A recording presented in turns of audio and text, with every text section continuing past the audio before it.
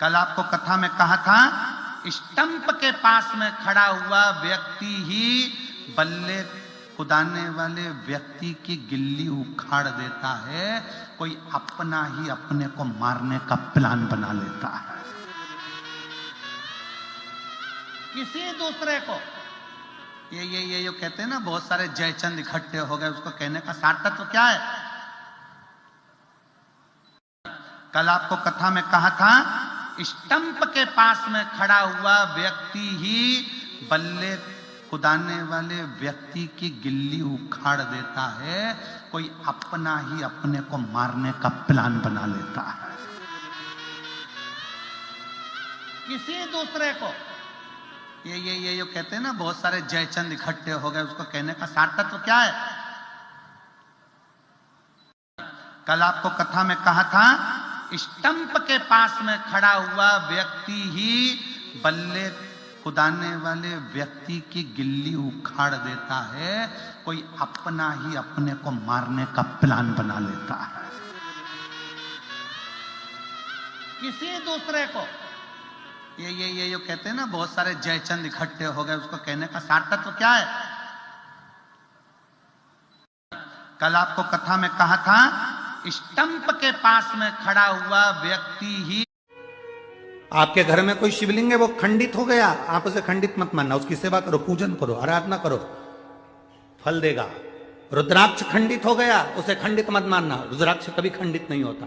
2 टुकड़े भी हो गए तो समझ लेना कि गौरी और शंकर हो गए। 4 टुकड़े भी हो गए तो समझ लेना गौरी शंकर कार्तिक और गणेश हो गए। उसके 6 टुकड़े भी हो गए तो समझ लेना कि जया विशारा शामली वाली दौतली और देव, ये 5 कन्या भी उनके साथ आ गई। उस रुद्राक्ष के टुकड़े टुकड़े भी हो जाए तो वो मान्य है। सीहोर में कुबेरेश्वर धाम पर जो रुद्राक्ष मिलता है, उसमें अगर थोड़ा सा भी रुद्राक्ष, कई माताएं कहती है ये खंडित है। अब उनको समझाने वाला कौन समझाए? ये तो खंडित है, भैया हमको दूसरा दे दो। उनको समझना चाहिए, रुद्राक्ष शिवलिंग कभी खंडित नहीं होता, वो अखंड। आपके घर में कोई शिवलिंग है, वो खंडित हो गया, आप उसे खंडित मत मानना, उसकी सेवा करो, पूजन करो, आराधना करो, फल देगा। रुद्राक्ष खंडित हो गया, उसे खंडित मत मानना, रुद्राक्ष कभी खंडित नहीं होता। 2 टुकड़े भी हो गए तो समझ लेना कि गौरी और शंकर हो गए। 4 टुकड़े भी हो गए तो समझ लेना गौरी शंकर कार्तिक और गणेश हो गए। उसके 6 टुकड़े भी हो गए तो समझ लेना कि जया विशारा शामली वाली दौतली और देव, ये 5 कन्या भी उनके साथ आ गई। उस रुद्राक्ष के टुकड़े टुकड़े भी हो जाए तो वो मान्य है। सीहोर में केवल टूटी हुई सामग्री का प्रयोग 2 चीजों में मान्य है। कौन कौन सी? अगर एक तुलसी का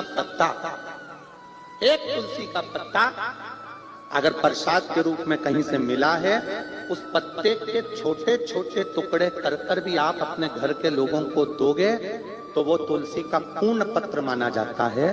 उसी तरह शंकर पर चढ़ी हुई बेलपत्र लाए और एक ही बेलपत्र मंदिर में मिली और घर में 10-12 लोग हैं तो उसके भी टुकड़े कर करके थोड़ा थोड़ा अगर घर के लोगों को दोगे तो पूर्ण बेलपत्र माना जाता है। एक तुलसी का पत्ता भगवान पर, ठाकुर जी पर चढ़ा हुआ, लड्डू गोपाल पे चढ़ा हुआ, कृष्ण जी पे चढ़ा हुआ, राम जी पे चढ़ा हुआ लेकर आए, आपको मिला प्रसाद के रूप में तुलसी का पत्ता। आपने वो पत्ता एक है, रहने वाले घर में 14-15 लोग हैं, तुलसी के पत्ते के छोटे छोटे टुकड़े कर छोटे छोटे टुकड़े कर घर के लोगों को प्रसाद के रूप में दिया। उन्होंने पाया, उन्हें ठाकुर जी का दर्शन मिला। एक बेलपत्र मंदिर में चढ़ी हुई मिली।